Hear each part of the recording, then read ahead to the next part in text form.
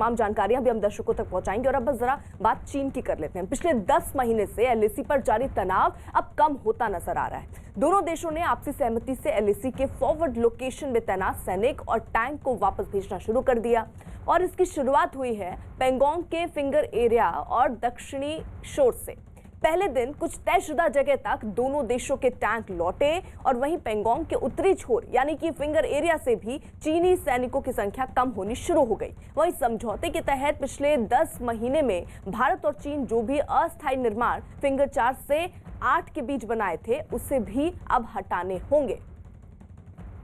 तो इस जरा तस्वीरें देख लीजिए। भारत चीन समझौते के बाद फिलहाल चीनी टैंक जो हैं वो उस एरिया से हटने शुरू हुए हैं। भारतीय जवान भी हालांकि पीछे हटे हैं। इसी बीच रक्षा मंत्री का भी बयान सामने आया। उन्होंने कहा कि बातचीत का रास्ता हमेशा खुला रहा है और बातचीत उनसे की गई, जिसके बाद अब कुछ असर होता हुआ भी दिख रहा है। फिलहाल आपको बता दें एलएसी पर तनाव घटा है, लेकिन चीन पर भरोसा किया नहीं जा सकता है। क्या चीन जिस तरीके से समझौते पे बात कह रहा है वही करेगा या नहीं करेगा, ये जरूर देखना होगा। संदीप बोल हमारे साथ, हमारे सहयोगी इस वक्त जुड़ चुके हैं। और संदीप, जैसा जिक्र मैं कर रही हूं कि चीन पर भरोसा करना वाकई बहुत मुश्किल है। क्या चीन जो समझौते में बात कह रहा है कि वो अपने टैंक और वहां चीजें जो बनाई हैं उसने वो सब हटा लेगा, क्या वाकई चीन ऐसा कर लेगा?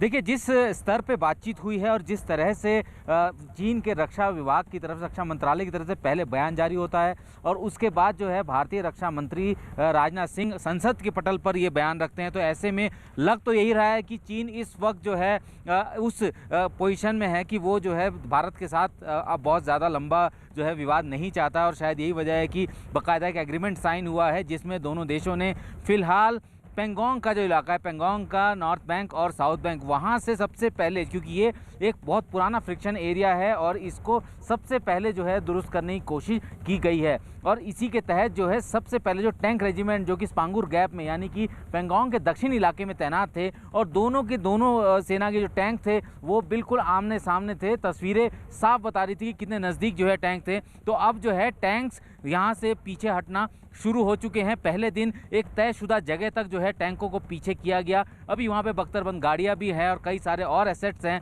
उनको जो है एकदम eyeball to eyeball contact से पीछे किया जा रहा है। तो ये काफ़ी बड़ा डेवलपमेंट है इस पूरे मामले में देखा जाए, क्योंकि 10 महीने से लगातार जो है इस तरीके की स्थितियां बनी हुई थी और अभी तक उम्मीद यही जताई जा रही थी कि ठंड में जो है चीन की सेनाएं जो है नहीं रहेंगी और उससे पहले ही शायद जो है ये लोग वापस हो जाएंगे, लेकिन ऐसा नहीं हुआ। लेकिन जब ठंड ख़त्म हुई और अब कोशिश दोनों के देशों के बीच में ये हुई कि अब सेना को पीछे किया जाए और यही वजह है कि अब जिस तरीके के सूरत हाल बन रहे हैं वो साफ दिखा रहे हैं कि चीन जो है, जो चीन की हेकड़ी है वो कम हुई है। और बातचीत की मेज़ पे चीन जब बहुत ज़्यादा अग्रेसिव होकर बात करता था भारतीय जो बातचीत का जो कोर कमांडर का दल था उनके सामने, लेकिन जैसे ही दक्षिणी छोर पे हम लोगों ने बढ़त बनाई उसके बाद उसके सुर ढीले पड़ गए। तो ऐसे में अब वो नेगोशिएशन की टेबल पर आया और नेगोशिएशन भारत ने अपने मन मुताबिक ही कराया है। और यही वजह है कि फिंगर एरिया में भी जो है सैनिक जो है कम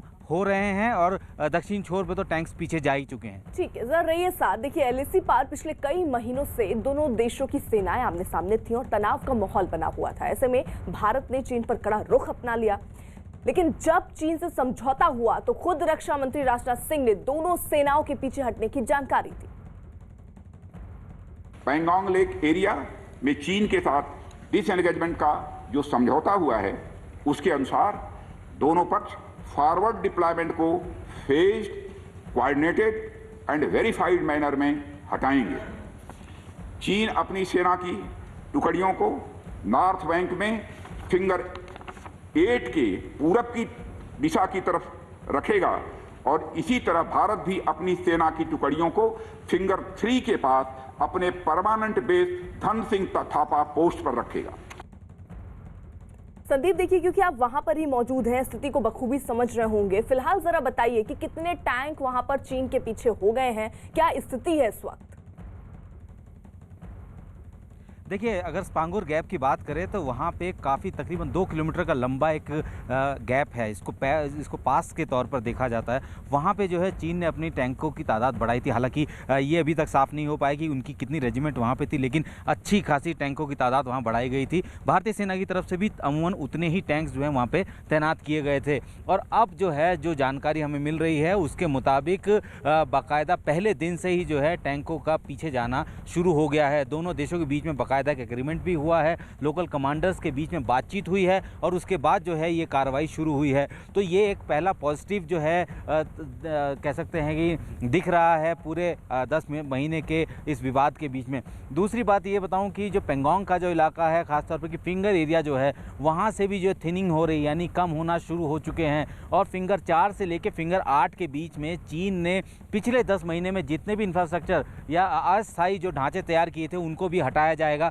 साथ ही चीन जिन चोटियों पर बैठा था फिंगर एरिया के, वहाँ से भी उसको धीरे धीरे पीछे होना है, क्योंकि ये पूरे जो ईस्टर्न लद्दाख है इस पूरे सेक्टर में जो है कई सारे ऐसे फ्रिक्शन पॉइंट है और जिसका जिक्र जो है रक्षा मंत्री राजनाथ सिंह ने भी किया था।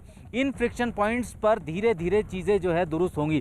पहला फ्रिक्शन पॉइंट जो रखा गया है वो पेंगोंग रखा गया है और जब इस पेंगोंग में जो तयशुदा जो सहमति बनी है उसके तहत जब सेनाएं पीछे हो जाएंगी उसके 48 घंटे बाद दोनों देशों के कमांडर फिर मिलेंगे और अगले फ्रिक्शन पॉइंट से सेना पीछे करने की कार्रवाई को अंजाम दिया जाएगा।